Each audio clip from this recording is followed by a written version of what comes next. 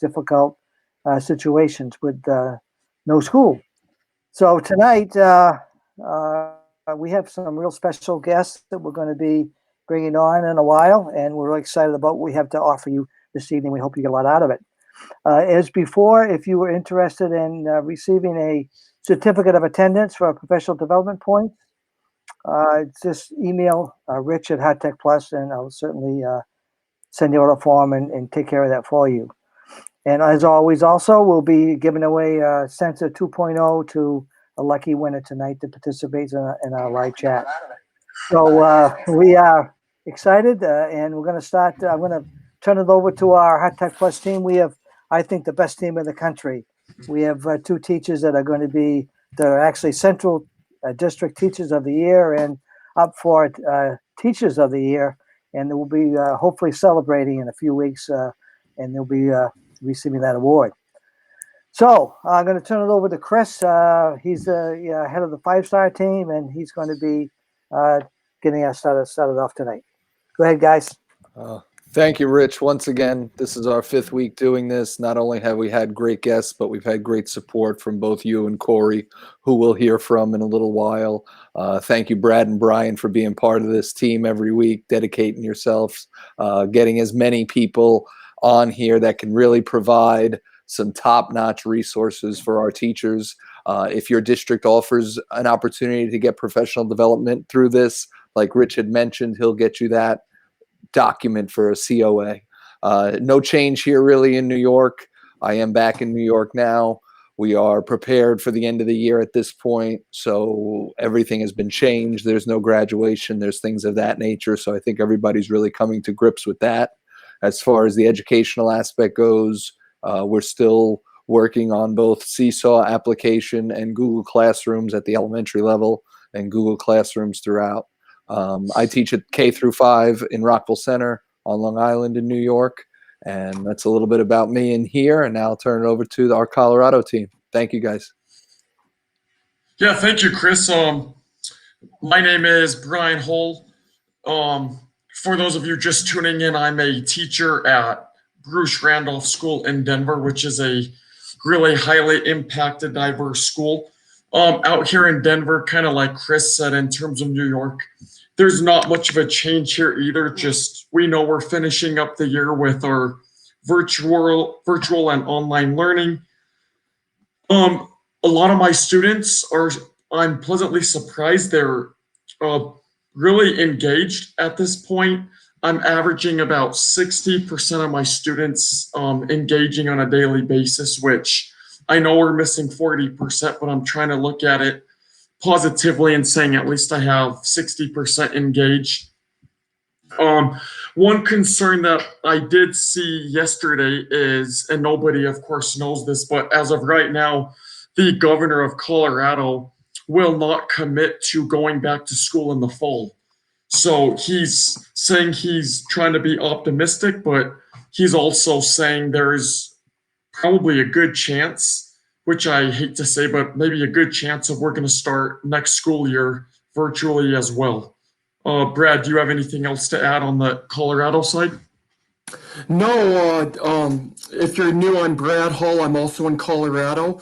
I see Rusty Alston is tuning in. Thanks for coming on, Rusty. Rusty, if you're hearing this, if you don't mind sharing your YouTube channel, that would be amazing.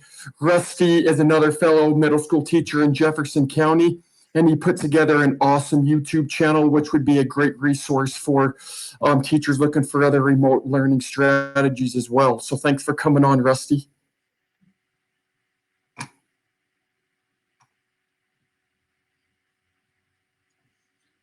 So I know last week we touched a little bit about on self-care, and the team here thought it was going to be very beneficial to our users to kind of touch on that again. We have one expert who I've attended sessions of hers as well. Her name is Chris Strater, and the physical education director of Jefferson County Public Schools in Colorado is also here, and he's going to be sharing us some of his thoughts and takes and views on self-care as a director of physical education and also what he's seeing from his phys ed teachers in his district.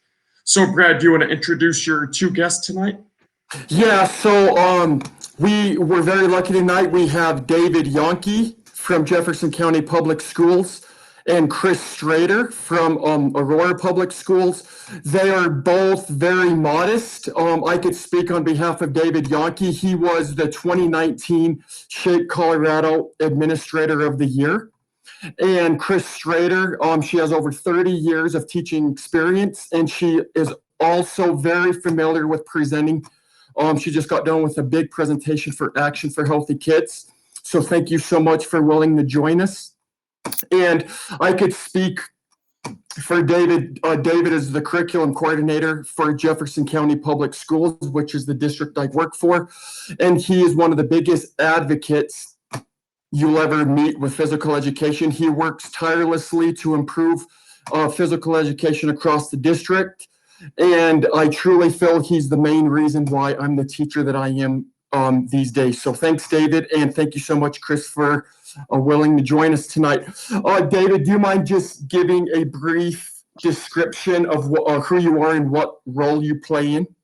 Yeah, of course. I want to begin by thanking the Heart Tech Plus team for inviting me to be part of this important conversation. And I'm really hoping that our friends in the viewing audience walk away with some great information about self-care and maybe just feeling validated that their efforts are not going unnoticed and their hard work is appreciated. As you mentioned, Brad, I am the curriculum coordinator for Jeffco Schools. Just to give our viewing audience a little bit of perspective for those that maybe might be unfamiliar with our district, we are the second largest school district in Colorado. We serve almost 86,000 students, and I support about 191 PE teachers in grades K through 12. So a lot of that work is focused around helping to ensure that our teachers feel supported and that our building principals have the tools and resources that they need to help ensure that we're really providing a good quality physical education experience for our students. I have to say, this is my 25th year, so I'm a lot closer to the finish line than I am the starting line. And when I started 25 years ago, I really could not have pictured that we would find ourselves in the situation that we do find ourselves in. And, we're really living in unprecedented times. And I'm really impressed by the way our teachers in Jeffco and really, honestly, teachers across all of Colorado have banded together. And I think that the source of our strength and the source of our success going forward is really going to depend largely on our community and how well we support each other. And so having opportunities like this to use technology to reach out to other PE teachers, not only in Colorado, but literally across the world, really just helps to build that sense of community. So again, I just want to thank you and your brother Brian and Chris and the rest of the Heart Tech Plus team for putting this together. I'm really looking forward to having a great conversation about teacher self-care because it's an important topic. Thanks, Dave. And Chris, do you want to give a brief intro? Sure. I've been in teaching for the last 33 years. I spent 32 in Aurora Public Schools. I'm currently an adjunct professor at 2 of the universities here in Colorado. I had the distinct honor and absolute privilege to be the 2003 and 2013 Colorado Elementary Teacher of the Year. So that's where I'm coming at.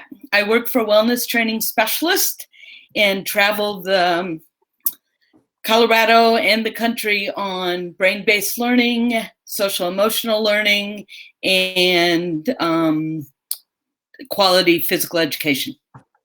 Thanks, guys. Pleasure to be with you.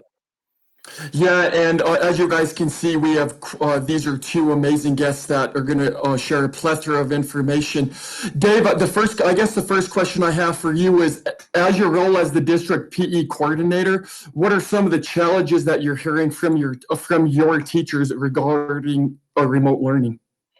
It's a great question, Brad. I appreciate you. I appreciate you raising that. And Chris is a lot better at following direction than I am because her introduction was much more brief than I was. So I'll try to I'll try to be as brief as I can. But um, my role is a central role, and so I don't have the same responsibilities that our classroom teachers do in terms of connecting with kids and writing lesson plans and um, just the day-to-day work that comes with providing remote learning for our students.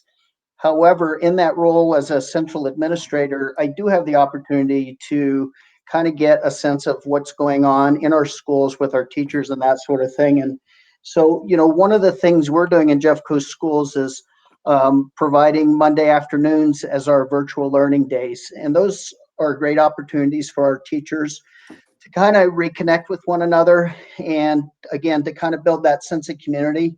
And what we're finding in those conversations is that our teachers really have more in common than they have different from each other. And by that, what I mean is that a lot of the struggles that teachers are experiencing are the same struggles that teachers in other buildings are experiencing. And so being able to have those meetings on Mondays, I think, is reassuring, and it's helpful for our teachers because they begin to hear that, I'm not the only one that's struggling with having students check in and make sure that they're doing assignments. I'm not the only teacher that is experiencing difficulties with work and personal life.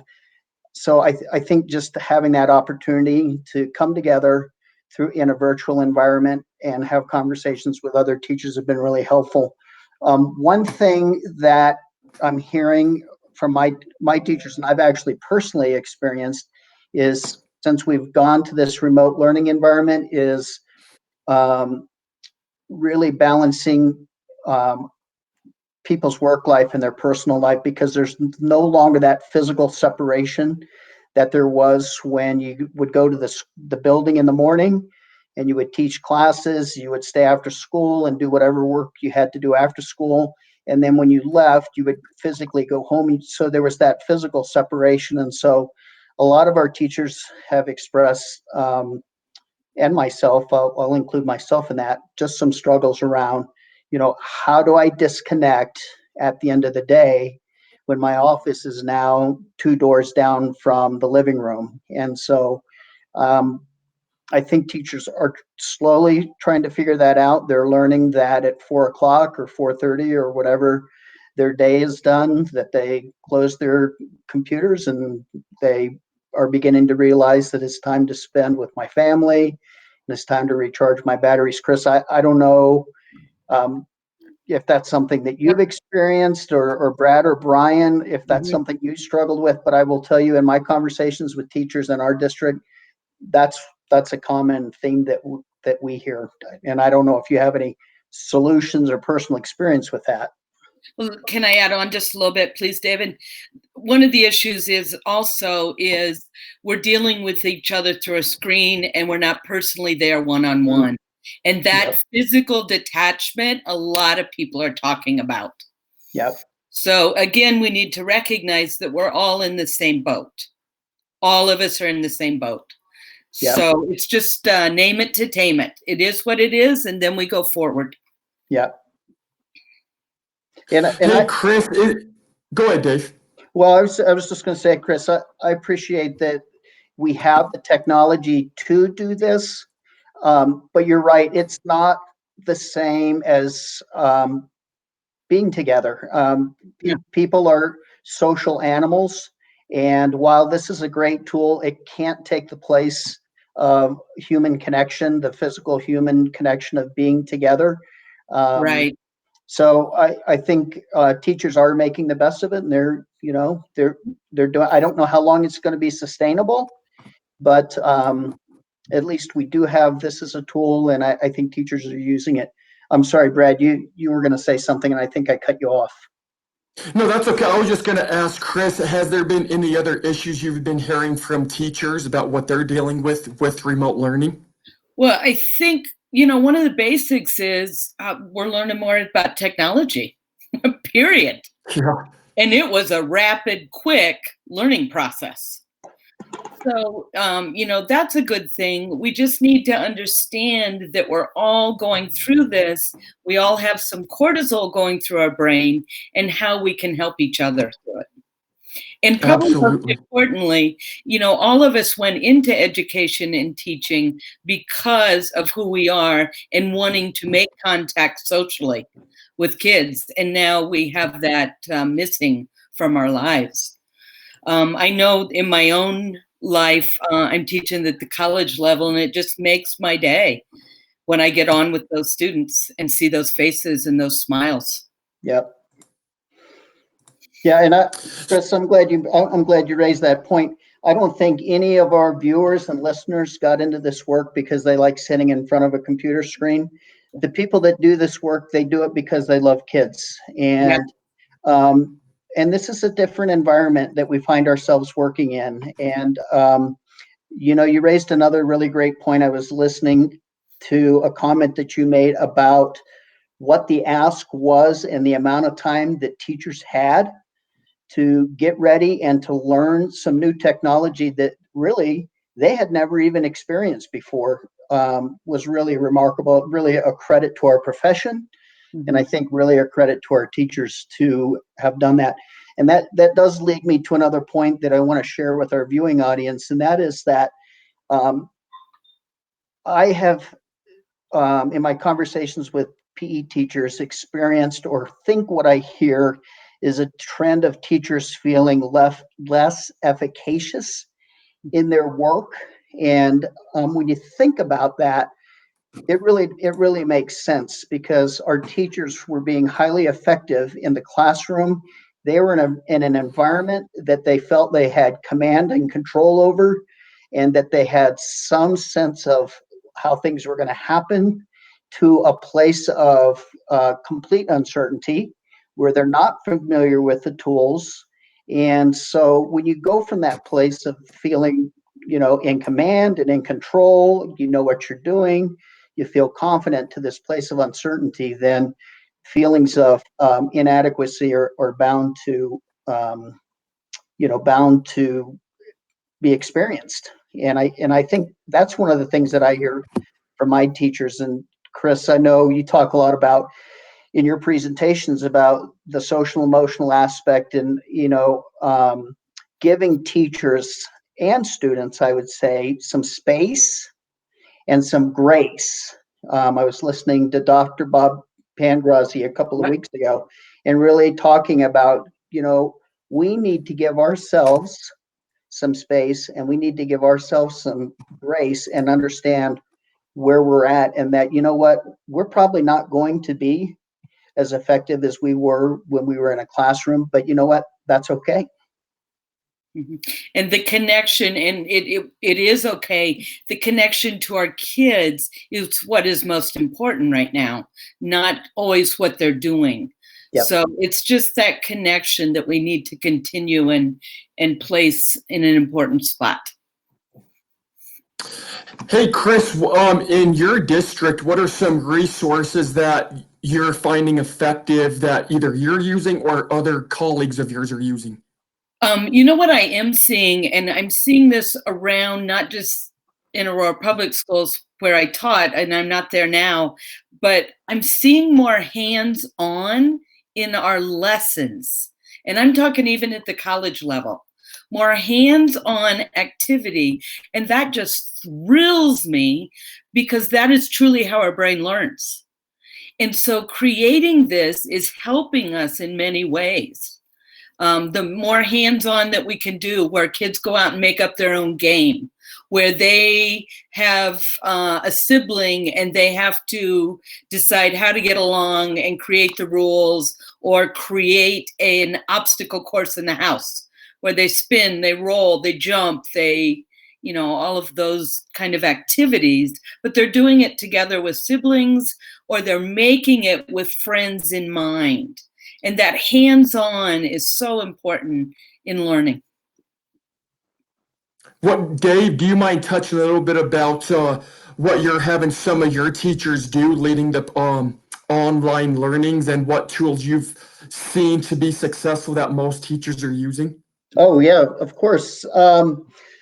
So as I mentioned, in our district, Mondays are designated as professional learning days. And so those are days that our teachers have an opportunity to engage in some of their own learning, because oftentimes we're so focused on serving the needs of our students that we forget to take care of our own learning needs. And so our district recognized that as a need, and they were really mindful about and very intentional about scheduling time on Mondays for teachers to be able to do that. So every afternoon we offer 2 time blocks, 2 45-minute time blocks with content-specific information that teachers can join on an optional basis. And the last couple of weeks, we've been using what we like to call a teacher-to-teacher learning structure. And so teachers are the ones that organize this. They're the ones that present the materials, and they're the ones that are the experts in the area.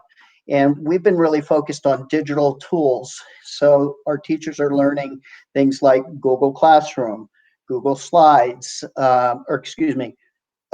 Google Sites, Seesaw, Flipgrid, Edpuzzle, WeVideo, Screencastify. So it's really turned into a time when teachers can share what they're doing, how they're using the tool, and ask each other questions. And I think that's built a lot of capacity in our district for a couple of things. One, for teachers to be leaders, but also for teachers to learn from one another. And I think when you provide opportunities for teachers to be able to learn from one another, I think the learning is more relevant and it's more profound. It's easy for me or somebody else to get up and be a talking head and give the information, but I think when it's shared in a genuine setting from other teachers, I think the learning is that much more rich and more relevant for our teachers. So that, Brad, that's kind of what our Mondays look like. We've had some, I would say, fairly good participation. Again, it's completely voluntary and optional. I mean, obviously, we'd always like to have 100% of our teachers join, but we have a pretty good percentage of our teachers join. And the feedback that we've gotten is that they appreciate the time and they're using the tools. I think, can I add to that, David? And I think that we also need to look and think of the child also, because your percentages are really good of people tuning in, that's teachers.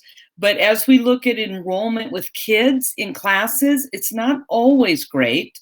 Brad, I know that yours was very good, but it's not always great. And we don't know what these kids are going through sometimes. There may be a house of 4, maybe 5 children in the house, and they don't have enough computers for everyone, or parents can't get on the computer. So we just need to be a little aware of where our students are also.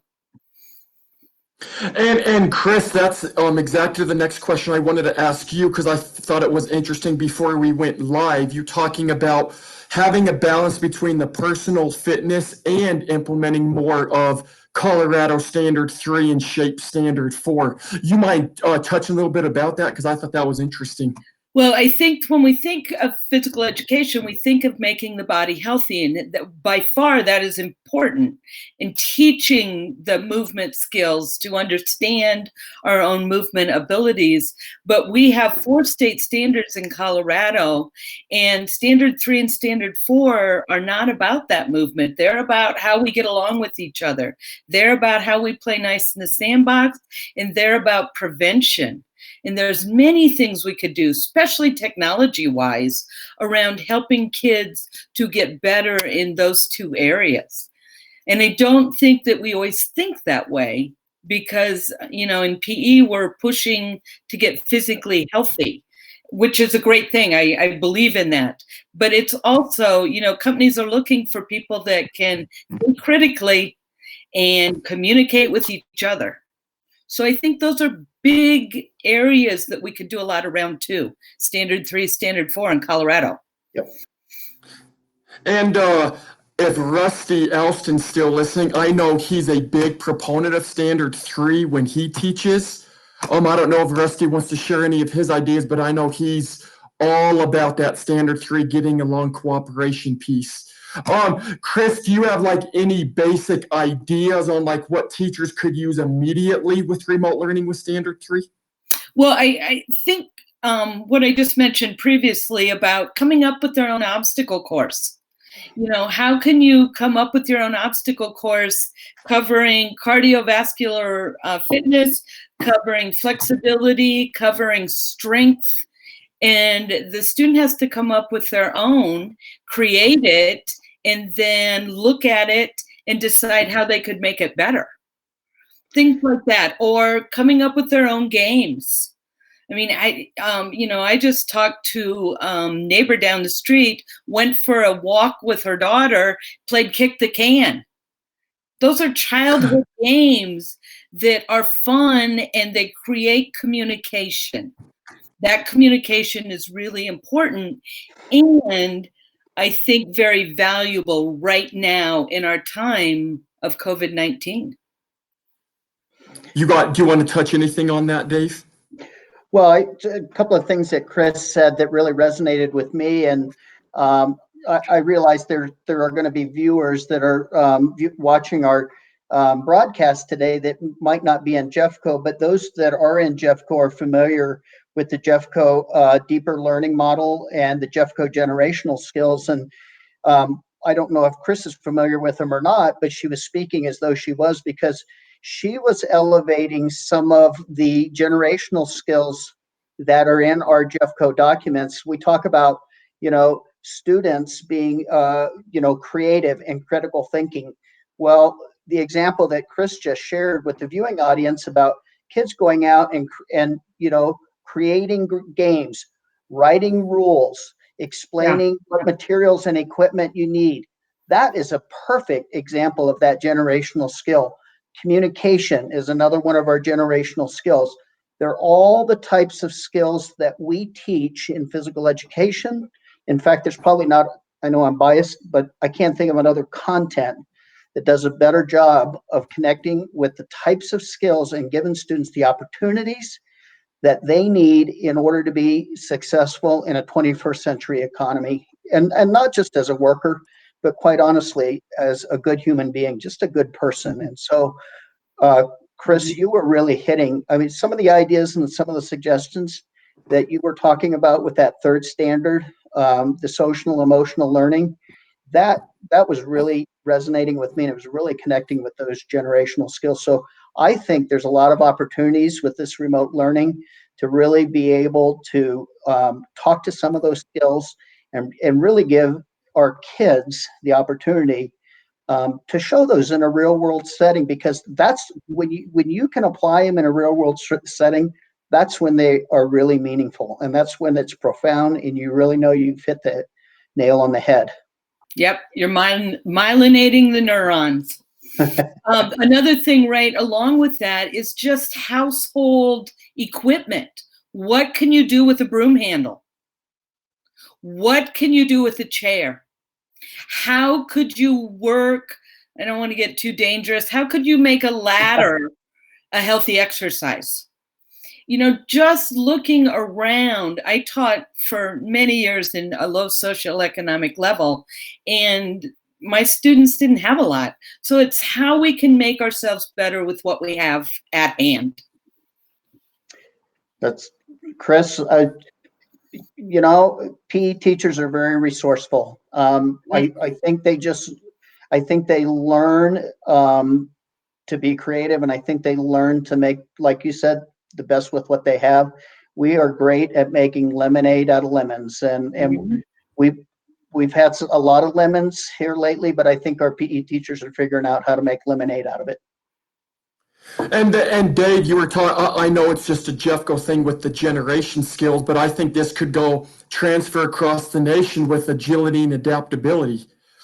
Chris just mentioned on making household items. I know Rusty's watching. He's been really creative about making household items into weights. Yep. And I think not only does that help improve critical thinking, but it makes them think outside the box, and which will ultimately help students see the value of what something basic could do, and it doesn't involve any money.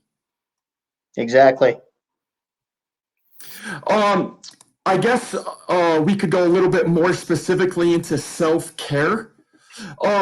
Dave, do you want to talk a little bit about why you value self-care, especially during this remote learning period? Yeah, when you invited me to be part of this panel discussion, and the subject of self-care came up, the first thing that came to my mind, and I'm sure I'm not the only one that thinks of this when they think of self-care, is the flight attendant's directions before you take off about, in the event of rapid cabin pressure loss, please be sure to put your own face mask on first. And when I think of self-care, I think about you can't be your best version of yourself if you are not attending to your own needs. And as PE teachers, it's in our DNA. And I would venture to say, really, any teacher, it's in our DNA to look after our students' well-being and care first. And oftentimes we do that at the expense of taking care of ourselves. And the result of that is that we sometimes can't be our best version. So what I would encourage our viewing audience to do is to, make sure that you consciously think about doing the things that you know that you need to do to meet your physical, your mental, your spiritual, and your emotional needs. And it's the same things that we teach our kids. Take time to exercise. I've been trying to go out every morning. I've been getting up early because I don't have to commute, and I've been using the time that I normally commute to go out and hike. And it's quiet, and it's time for me to be alone with my thoughts, to get some fresh air, to get some exercise. We all know that getting enough rest and having a schedule and connecting with our family and friends, all of those things are important. Thinking about things that work for you. I don't think it's a one size fits all. I'm sure Chris can probably elucidate on that a little bit more, but I would just suggest to our viewing audiences, be mindful. What are the things that fill your bucket? Because if you're not taking care of yourself, you're not going to be effective at your work, and you're not going to be good for your students either. So I know it's easy to be hyper vigilant, hyper focused on taking care of your kids, but you really do need to take care of yourself first and recognize those things that fill your bucket and take time to do it. Chris, you want to touch a little bit about on what your main topics in some of your presentations are? Because I know they're fantastic. You're very kind. I think right here, this is around mindfulness. It's funny that we're having this conversation. When we went into this in March, I had complete depression for about half a day because I had completely opened up my March. I come out of the state of Indiana. Do you guys know about basketball in Indiana? I've just heard a little bit. Yes. So I had my whole March was around basketball, and then they canceled the tournament, and I thought I was literally going to die for about 1 hour that day. But this brings us back to mindfulness, and we need to be mindful of where we are. That was hard on me because of how I had arranged my month. But was it the end of the world? Oh, no. And could I handle it? Sure, I could. Being able to name our feelings right now, Are we feeling isolated? Are we feeling sad? Do we miss people? Being able to name those feelings is very beneficial. Being able to take in your surroundings right now with curiosity. You know, I hope this opens up many of my old students to being outside more. You know, they're not outside. If we could go outside and just play, those are the things that we need to do. Or as a family, play. And taking it outside. So I think mindfulness, and again, mindset, how we are taking this in, and we'll get through this. All the broadcasts on TV right now, radio, anything you listen to, we're going to get through this, and we will. But we've got to give that hope. We're just not there yet, but we'll get there. We're going to be yetters for a little while here. So mindfulness and mindset, I think, are very valuable right now.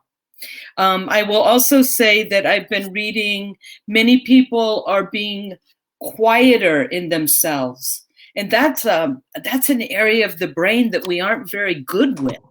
It's called default mode network. And we're so busy in our rushed lives that we never allow ourselves to just be. And when we work in that default mode network, that allows us to be conscious of ourselves, where we were in the past, where we're going in the future, and start to set some goals around that. That mindset is really of value too. You got anything to add on that, Dave? Well, I should, you know, I'm always impressed with the way Chris thinks, and she always pushes my thinking. And there were a couple of things that resonated with me, and I hope, and I suspect probably resonated with our viewing audience. And that is this idea that things are going to get better, and that, you know, we have to believe that to help keep us going, that there is going to be a silver lining behind this dark cloud we find ourselves underneath.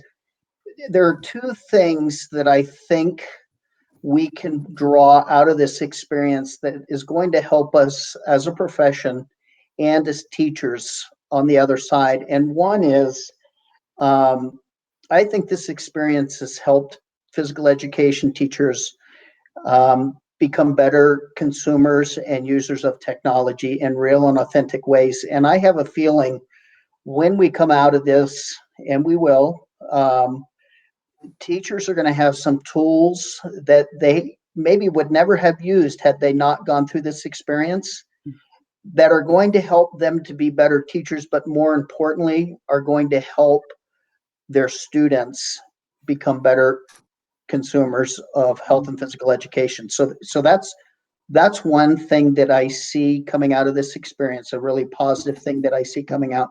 The second thing that I think is going to happen is, and this is really more towards our secondary teachers, particularly at the high school level, but, you know, I really think about the ultimate goal of our work in physical education. In my opinion, I always say we're in the business of shaping habits and attitudes. And what we're really trying to do, we're giving kids the skills, we're giving them the knowledge, we're trying to motivate them. But in the end, what we want them to do is to develop some habits and attitudes that will set them on a path for lifelong health and fitness.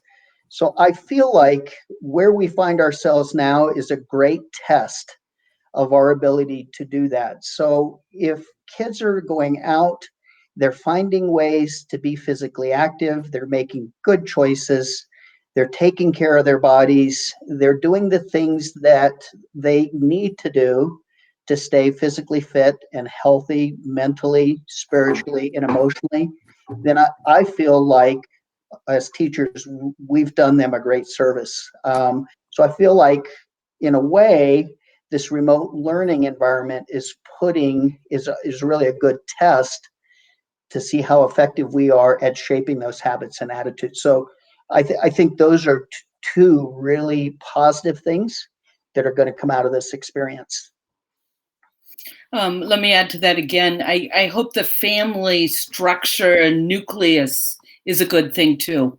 I think families are rethinking their relationships and how they get along with parents or kids right now. And I think that's very valuable too. That was another, yeah. So go forward.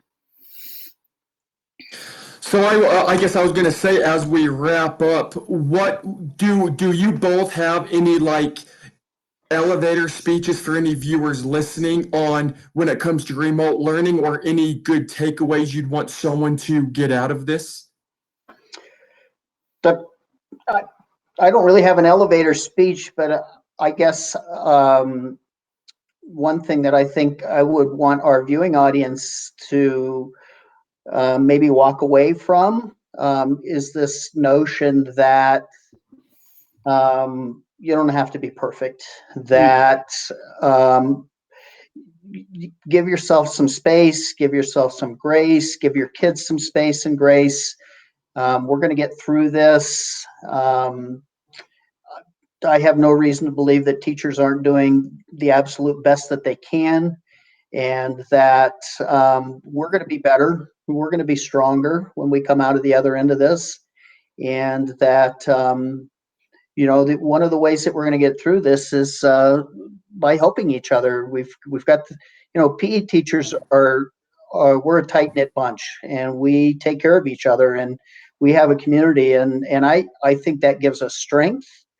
And if you're feeling run down and you need some help or you need some supports, reach out to your colleagues and let them know what you're struggling with, because chances are pretty good they're probably struggling with the same things that you are. And I would also say that our school district has really done a great job in responding to teacher needs during this time. We've got, for those of our listeners that are in Jeffco schools, if you go to My Jeffco, our employee wellness and healthy schools have all kinds of resources on page on their website that teachers can take advantage of. There's morning yoga and wellness sessions that are free that you can tune into. We have an employee assistance program for teachers that would like to just talk with somebody and share with them what they're experiencing and going through. So there's lots of people out there, and PE teachers are great at holding each other up and supporting each other, and we'll figure this out. We'll come out the other end, and you know what, we're going to be better for it.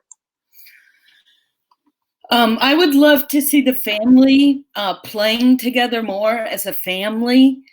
We don't need equipment. We could take plastic bags out in the backyard. How many plastic bags can the family keep up in the air before one hits the ground? Ideas like that. Balloons are cheap. Many families have balloons in their house. What game can we make up with balloons? And let the students, let the children make the rules for it. And then if they don't work, that's fine. That's neuroplasticity, and we change and we try something differently. So just activities like that. My stair steps have become a great way for me to work out lately. Just things that we have in the house playing together, where we don't always have the parent being the one that tells the rules, but we work together as a family. That will help the family structure.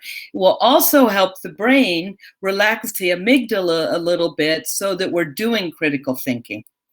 So ideas around that.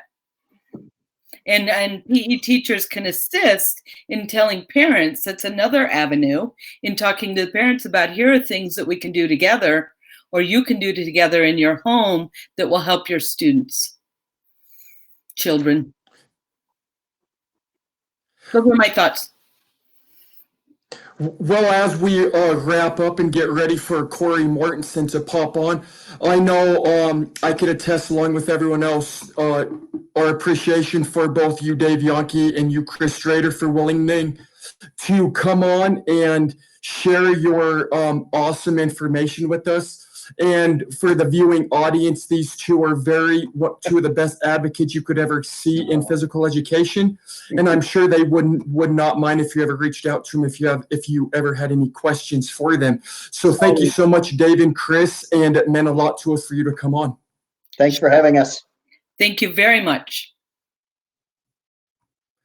So as we transition, I think we're going to be transitioning to Cory Mortensen, who is part of the Heart Tech Plus team, and he's going to slowly start to discuss the strides we're making with the Singulus app, which will ultimately allow users to use the Singulus app to connect to the web portal. So thanks for coming on, Cory. And do you want to give yourself a quick introduction?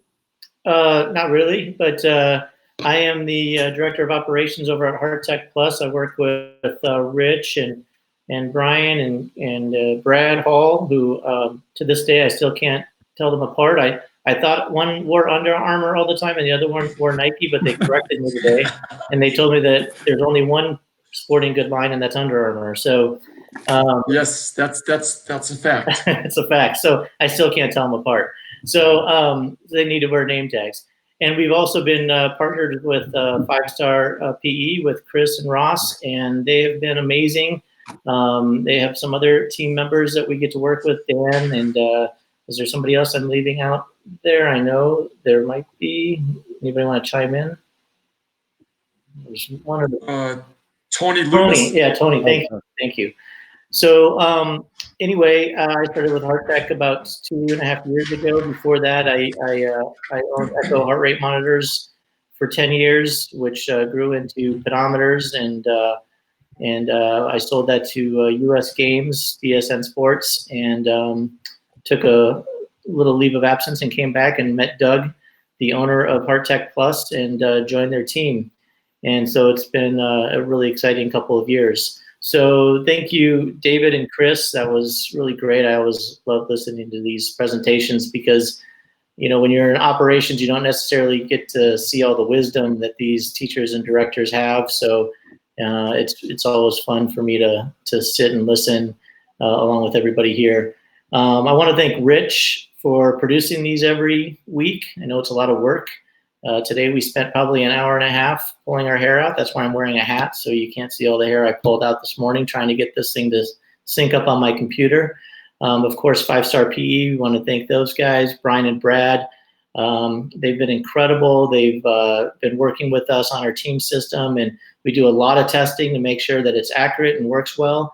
And I would say that it probably wouldn't be at the level it is today if it wasn't for Brian and Brad Hall. And before I move forward with anything, do we have any words from Brian or Brad about your Teacher of the Year situation? Are you guys there? Thanks for the kind words, Cory. I know I appreciate it. Brad appreciates it.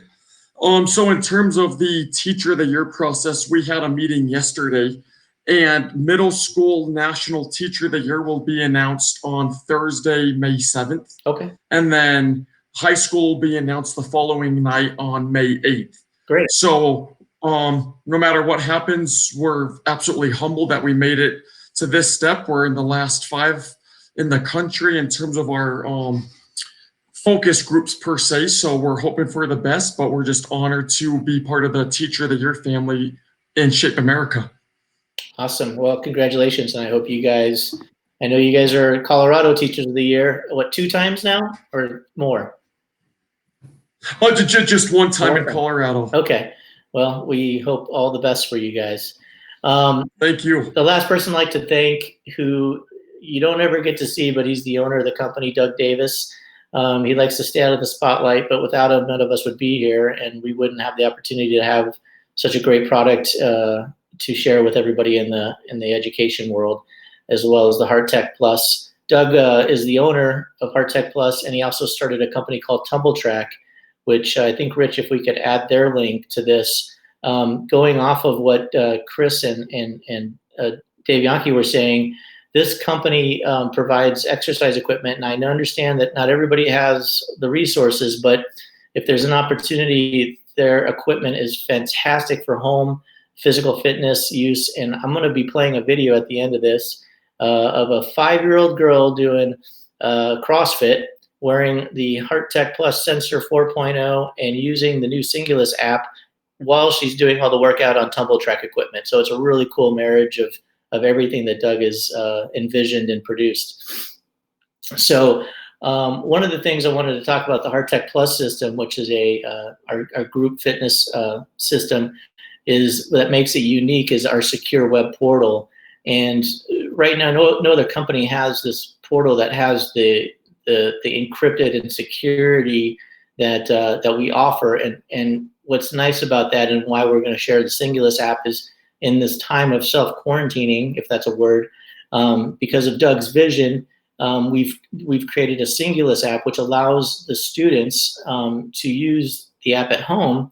And if there's an ability to have sensors sent with them, the teachers will be able to then also be able to track their progress just like they were in class. So it's a really great all-around solution for this unfortunate time. And I'm looking really forward to sharing with you guys. So with that, I am going to kind of fumble around here and share my screen. And I'm going to do a little PowerPoint presentation, kind of walking through the Singulus app and to kind of give you a 30,000-foot overview. And if there's any other questions, you guys can email me, Rich, if you want to throw my email in there.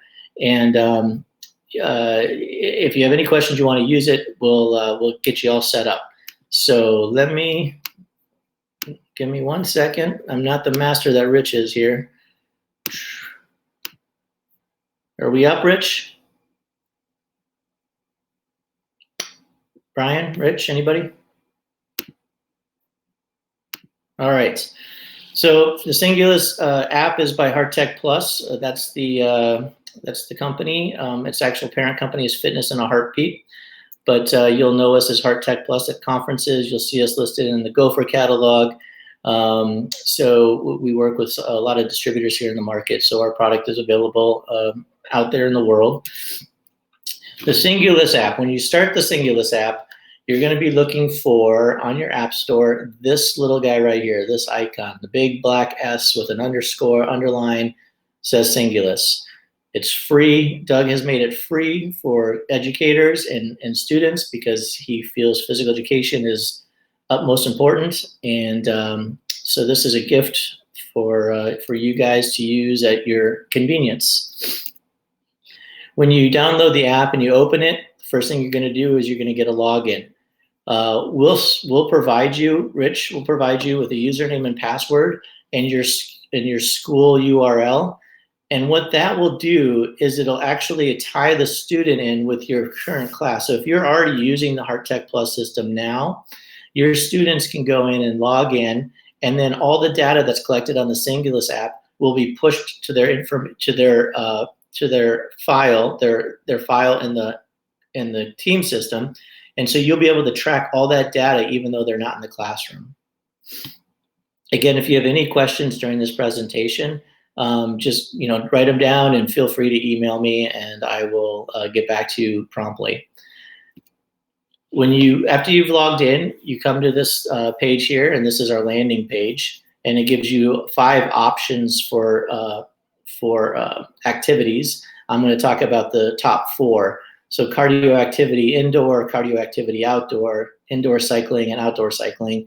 And then there's the green machine.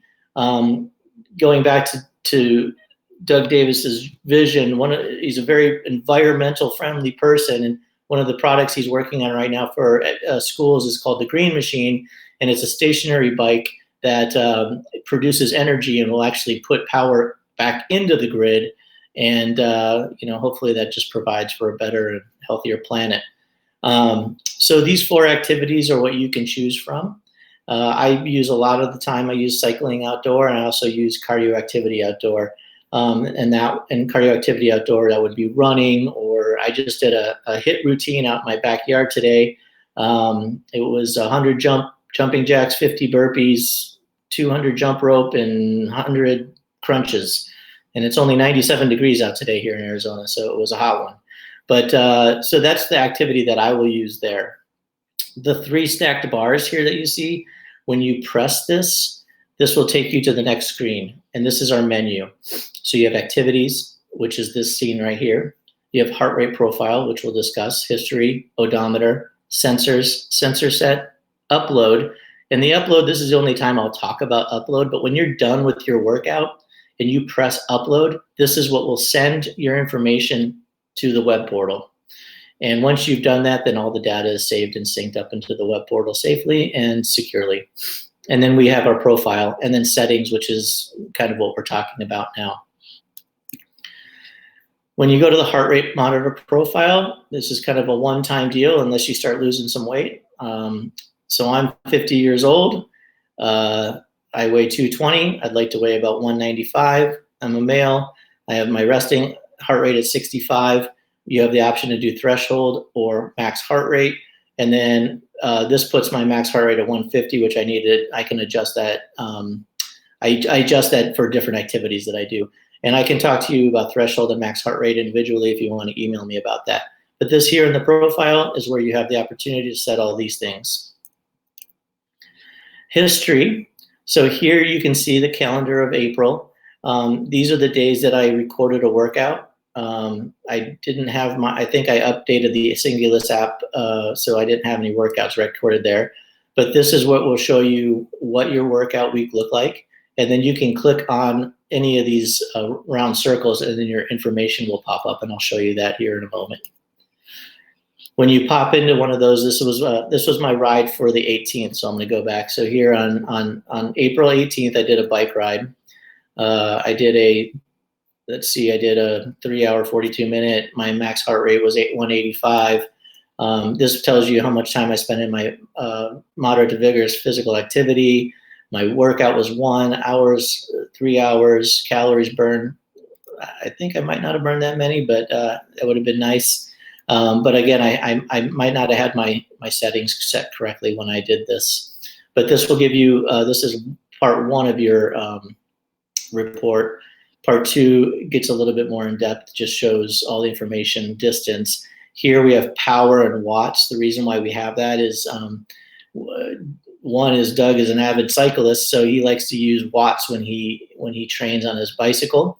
And there is some technology out there, power pedals by Garmin or Power Tap that allow you to gauge your power, and it's just another way to gauge your performance when you're working out.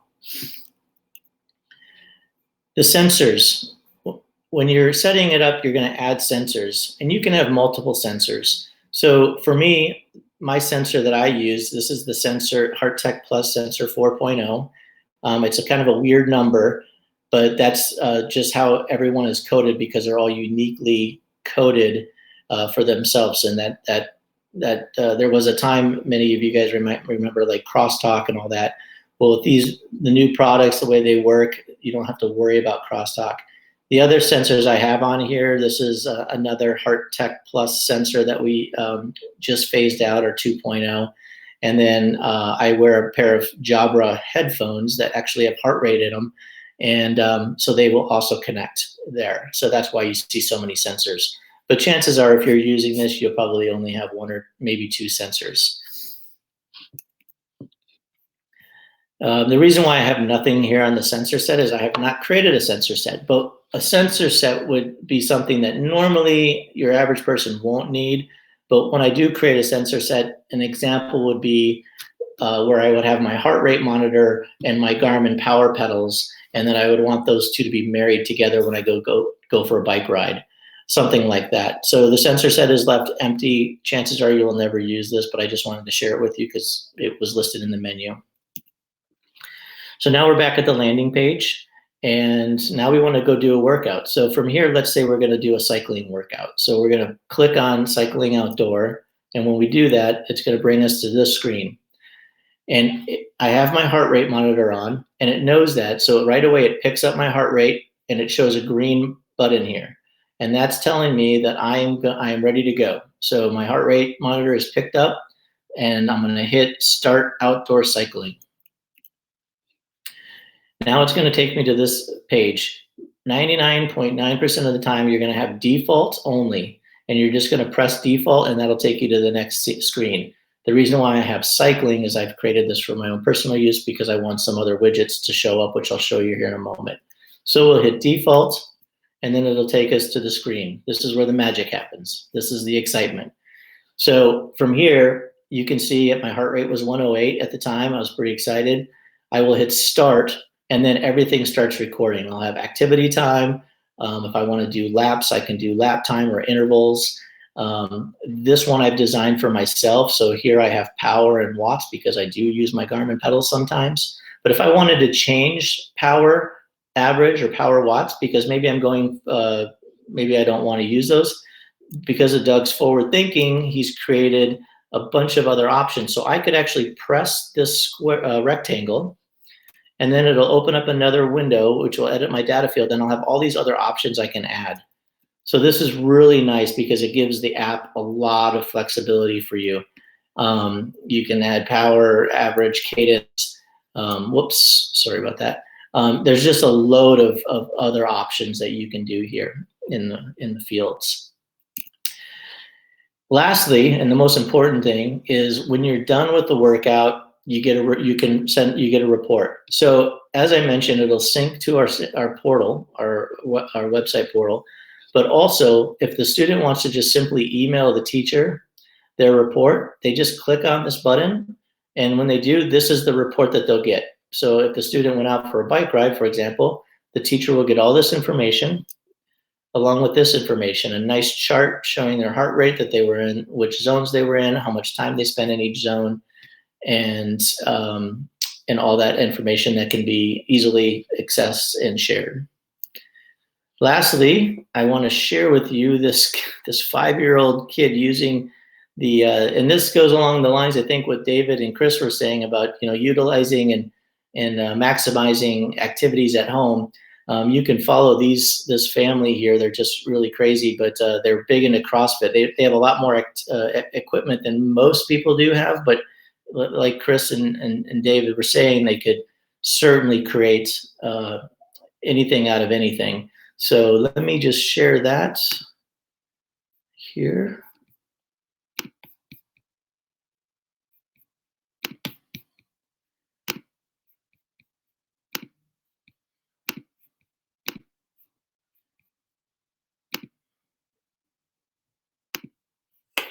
All right, there she's doing the slam ball.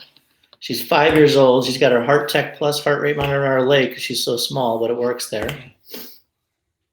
And then he's going to pull out the app here, and you're going to be able to see her heart rate is at 153. Look at that. It's awesome. 50, 60, 70.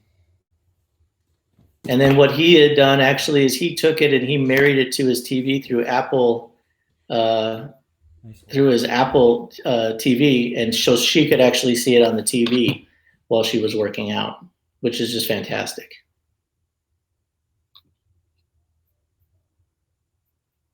So that's my overview of our new product from Heart Tech Plus. And I want to thank you for your time. And if there's any questions, like I said, hopefully, Rich, you can add my email in there. And if you have any questions, please contact me. Not bad. Down. Rest. Ooh. Okay, rest. Oh, do I still have something going on in the background? I think so. I think so. Oh, yeah, look at her. Oh, wait, I got to show you this, people, because this is great. One. Yep, just go down. Do it one more time. Two. Sorry, Push I decided. One more. I love the tattoos. Push up. 3. One more. Thug life. Push up. Push up. Push up. 4. One more. Push up. Push up. 5. Okay. All right. Hey, that was a great presentation, Cory. I know from a physical education teacher standpoint, this is definitely a game changer in my opinion. I know I'm going to have my students download the Singulus app, and when they're absent from my class, I'm going to see which students would like to check out a sensor from me. That way they could try to get 20 to 30 minutes of MVPA time at home to make up what they probably would have done in class. One of the biggest things that I'm so impressed with in the Singulus app, and once we iron out all the bugs, but I think the biggest thing that's happening now is the communication it has with our web portal. I don't think any other companies or very few companies have that capability right now. So a lot of my students, if a student's overweight, I would be able to give them a sensor and we could do some goal setting with each other. And I'm able to basically track what he's doing at home. So basically I can like babysit him at my home while he's at his house. And I can maybe come up with some feedback I could give him the next day at school. So this Singulus app, I think, is a game changer, not only for teachers, but for students. Yeah, it's been a great project, and I want to thank Doug Davis for that. And I think later this week we're actually going to be discussing. I don't know when it'll be done, so no promises, but talking about potentially having it so it's available on Android as well. So, not everybody's an Apple fan, so I know, Chris, it's hard to believe.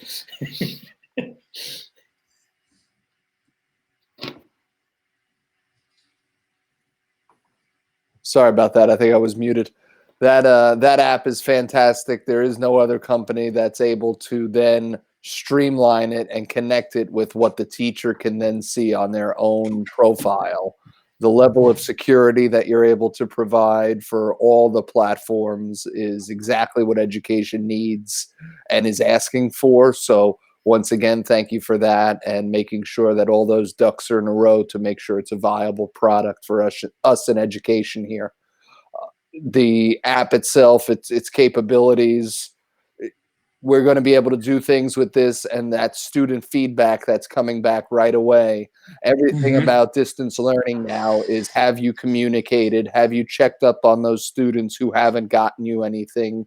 All of those scenarios that are now going into effect that we never really thought about before because we saw a student on a daily basis.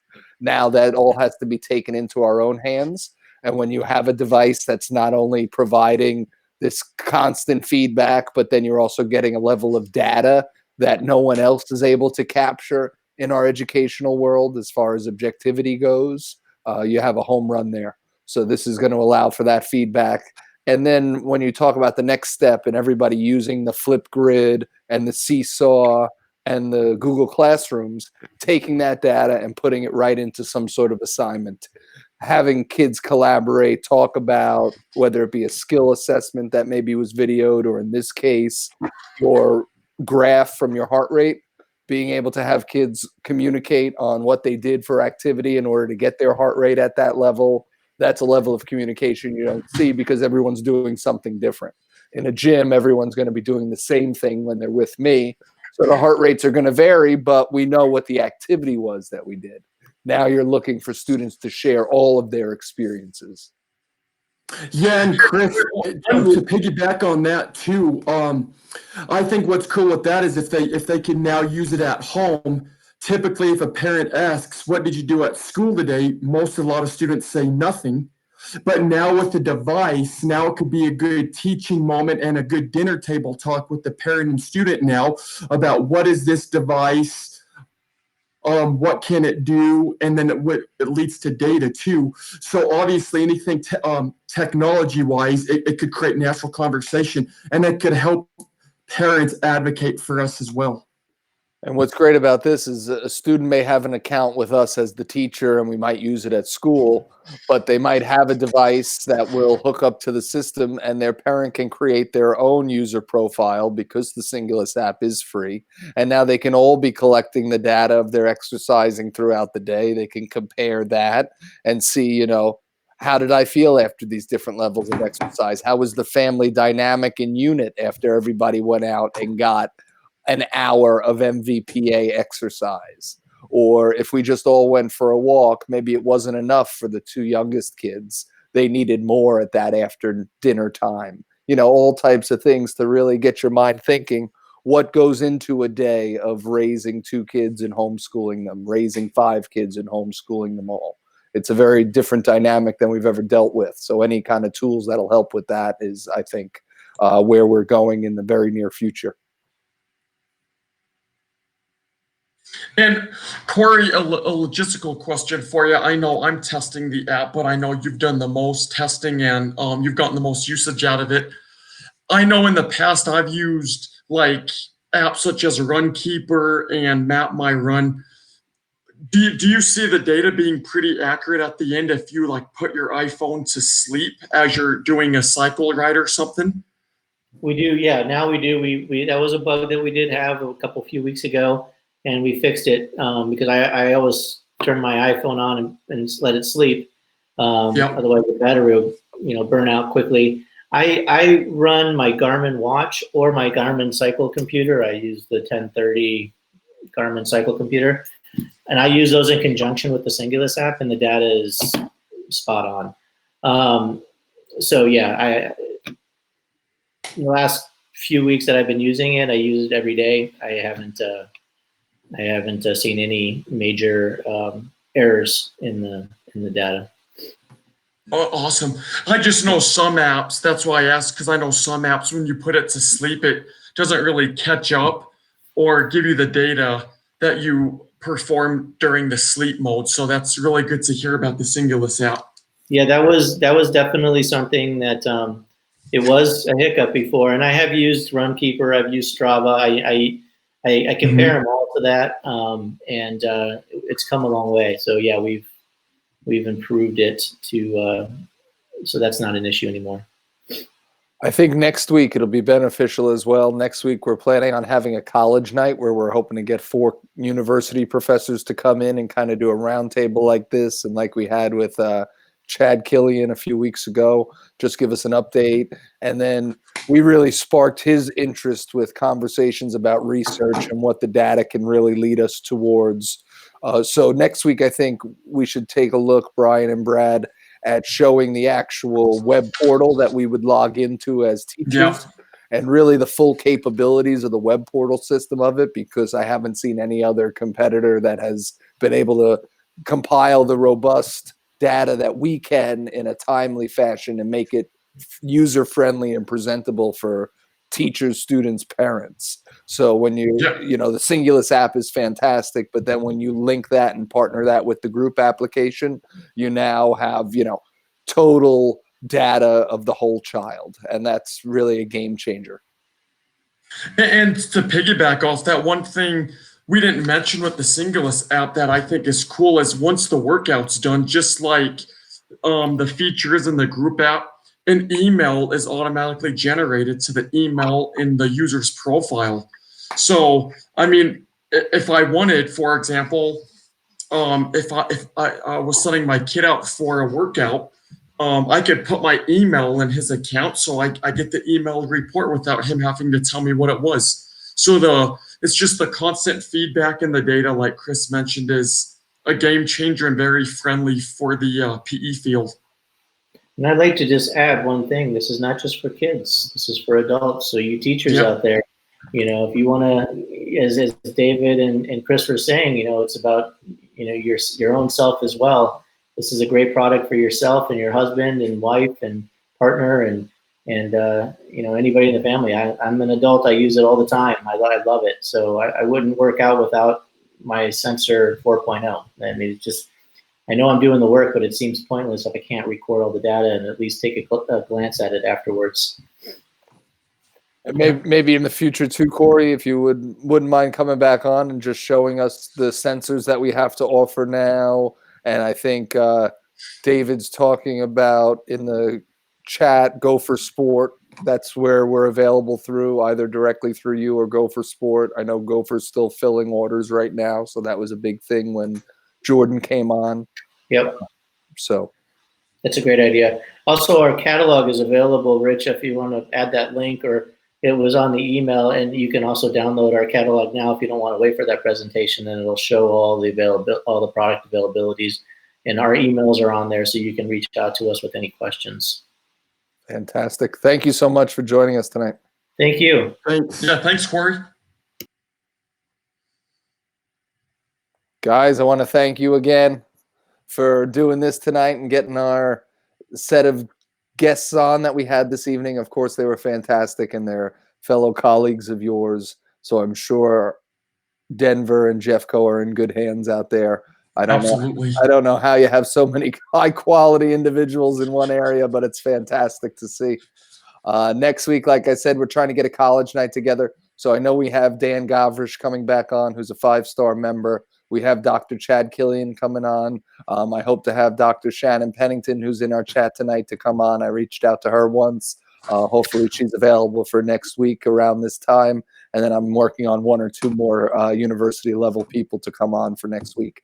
So we'll really hopefully get in that research mindset and what can we be doing as the boots on the ground, as the phys ed teachers every day. What kind of action research learning scenarios can we possibly partake in or structure our curriculum or our learning experience around to maybe produce some level of results to try and guide us in a way we should be going? Because I have a feeling, like you said, Brian, that we're going to have some questions about a full restart back to normal in September. I think this is going to linger on, and then how much into the future will it linger? Nobody will know. But fantastic. Thank you. Yeah, thank you. Yep, thanks all. Have a great night. You too.